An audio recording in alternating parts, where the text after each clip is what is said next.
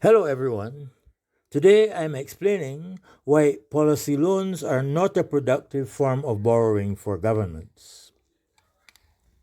In the early months of 1991, when negotiations began for financial assistance to respond to the balance of payments crisis in Barbados, both the World Bank and the Inter American Development Bank were involved with the IMF in the discussions.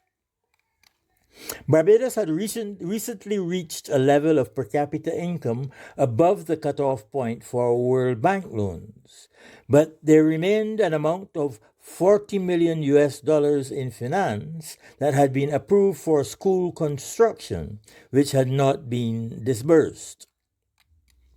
In order to facilitate the World Bank's participation in the assistance package for balance of payment support, it was decided to convert this finance to a policy loan, a type of lending which was then relatively new to the bank. I recall suggesting at the time that this was not a good idea. In the event, the World Bank did not participate in the funding package which was agreed with the IMF and IADB, mainly because a devaluation of the Barbados dollar was not part of the adjustment strategy.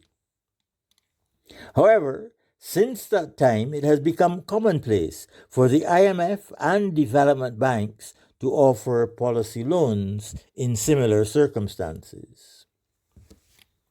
This type of lending has not lived up to expectations. The failure of lending for policy change is reflected in the fact of the widespread and enduring complaints everywhere in the Caribbean about implementation deficits. It turns out that disbursements of policy loans have not been reflected in improvements in the capacity of Caribbean governments to devise and implement strategies to improve international competitiveness, to replace imported fossil fuels with renewables, or to pursue any of their announced policy objectives. Foreign borrowing does not increase a country's capacity to purchase necessary consumables and inputs from abroad. On the contrary, it reduces that capacity. If an individual borrows $100 to pay this month's rents, they make themselves poorer because they have no money to pay next month's rent, and in addition, they now owe an extra $100 plus interest. Borrowing for an individual or for a country only makes sense if it increases your spending power in the future through an increase in earnings or by savings on purchases.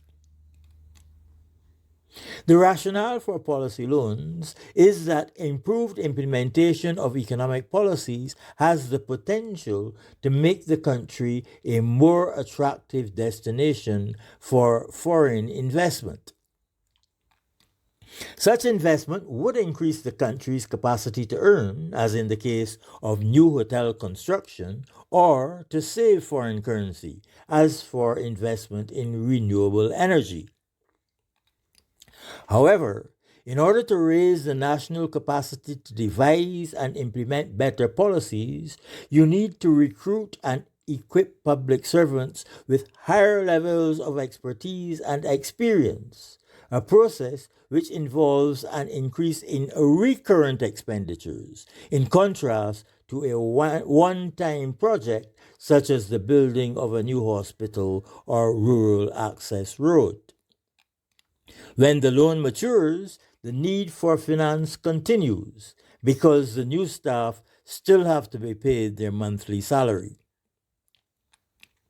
Just like an individual who borrows to pay rent, a government that secures a policy loan to improve skills and implementation capacity in the public service is weakening government finances, compared with the alternative of financing such upgrades out of tax revenues. Expenditure on skills upgrades to improve public sector productivity is an urgent priority, but it must be provided for out of tax revenue. To make matters worse, in the Caribbean, more often than not, there is no measurable improvement in competitiveness or productive capacity that can be attributed to policy loans. There are many practical, political, institutional, and managerial reasons why there has been no improvement in public sector productivity in the Caribbean.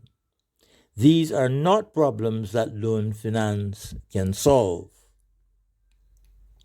Experience suggests that a prudent government should borrow only to finance infrastructure and capital projects. All other expenditures are to be funded from tax revenues, including spending to raise public sector productivity. Policies to improve productivity come with increases in current expenditures because of the greater remuneration needed to secure the services of persons with higher levels of skill. For that reason, such policies are sustainable only if they are financed with revenues and not with borrowed funds. Thank you and good day.